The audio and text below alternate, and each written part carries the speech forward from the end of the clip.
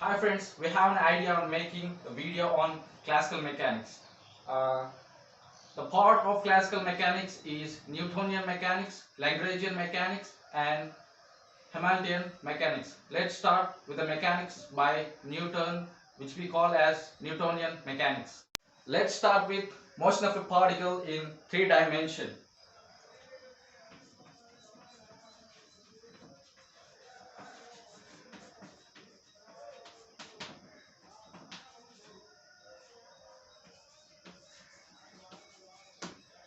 Uh, if a particle of mass m had a position vector r1 and r2 with a coordinate system x, y, z as shown in the figure.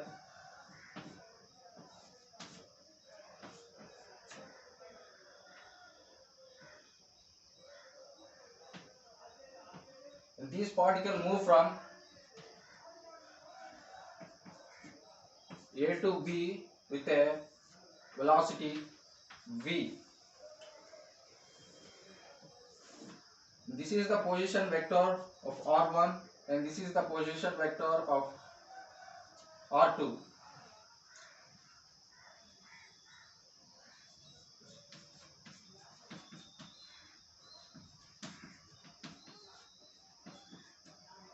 By the triangle law of sum of vector, we get delta r is equal to r2 minus r1. As we know, change of position or change of displacement is the velocity. By these formula or instantaneous formula, so we apply limits here. By applying limits, limit delta t to 0, r2 minus r1 by delta t is equal to velocity.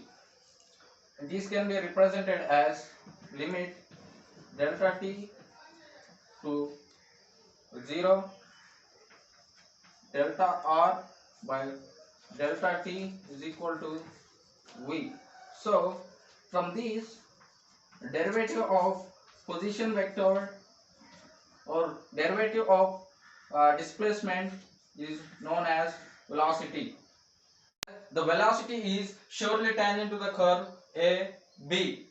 Now acceleration of the particle between the velocities between a and b is represented as a is equal to limit delta t to 0, v2 minus v1 by delta t is equal to delta v by delta t. This can be represented as dv by dt. From this equation, a is equal to dv by dt. That implies dv is equal to a dt. As per the above equation, dv is equal to a dt. Now integrating the above equation from velocity va to vb, where a is equal to constant.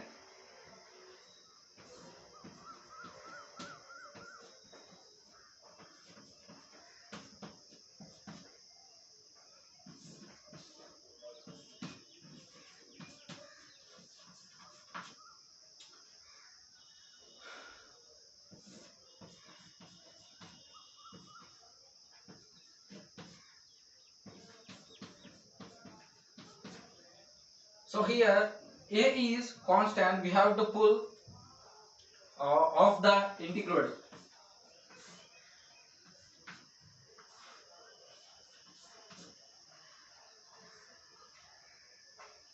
From this equation, v mod upper limit vb lower limit va is equal to a times t mod upper limit t lower limit 0. That implies VB minus VA is equal to A times T minus 0. VB minus VA is equal to A T.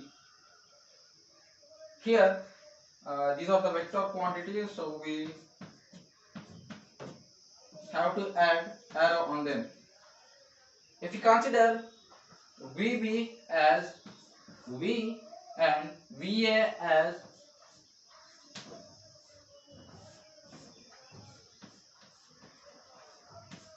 VI, the above equation becomes this. From that, we can write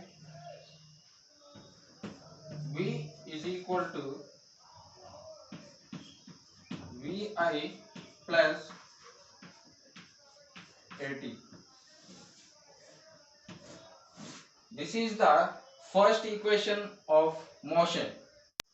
From the first equation, V is equal to VI plus AT.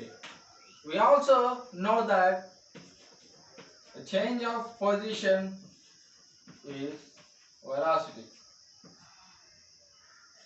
Put it on this equation. Then the above equation becomes dr by dt is equal to Vi plus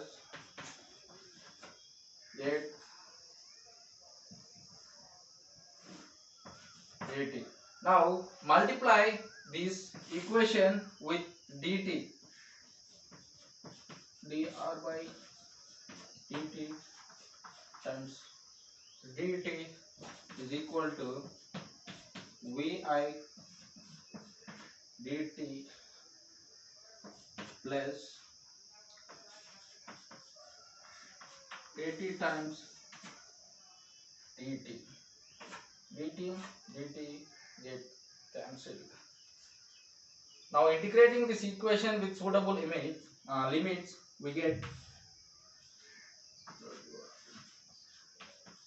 r is equal to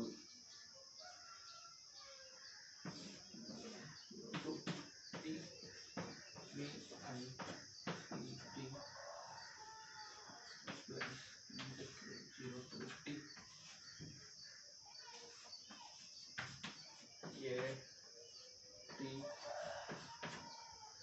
dt.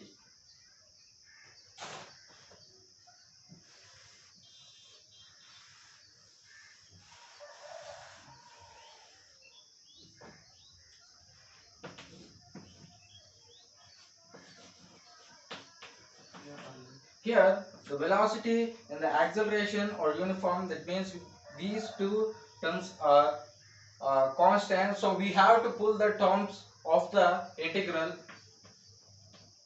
Then the equation becomes Vi integral 0 to t dt plus a bar a integral 0 to t times dt.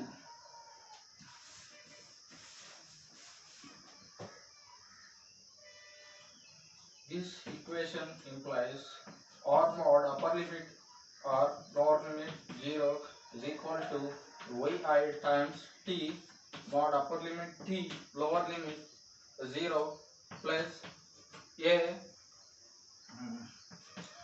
times t square by 2 t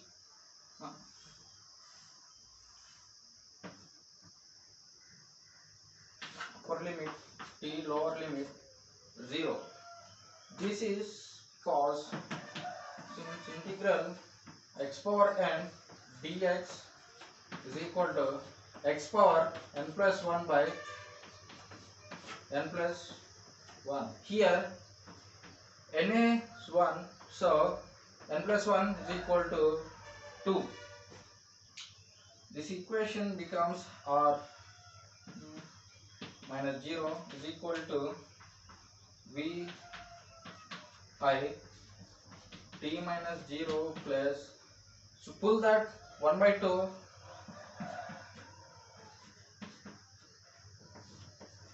t square minus 0.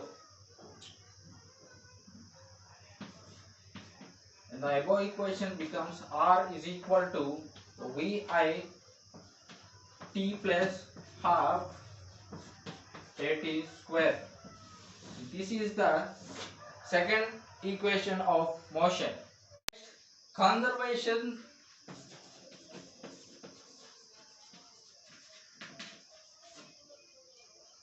theorem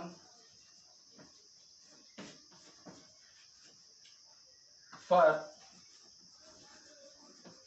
linear momentum of a particle. According to this theorem, whenever the net force acting on a particle is equal to 0, then the linear momentum will kept constant. According to Newton's second law, the rate of change of momentum is equal to force. This can be represented mathematically by F is equal to dp by dt. As per the conservation theorem for the linear momentum of particle, force is kept constant. So F is equal to 0 is equal to dp by dt. That implies dp is equal to 0 times dt. Integrating the above equation, we get integral dp is equal to integral 0 times t. It implies p is equal to 0 into something becomes 0. Momentum is constant.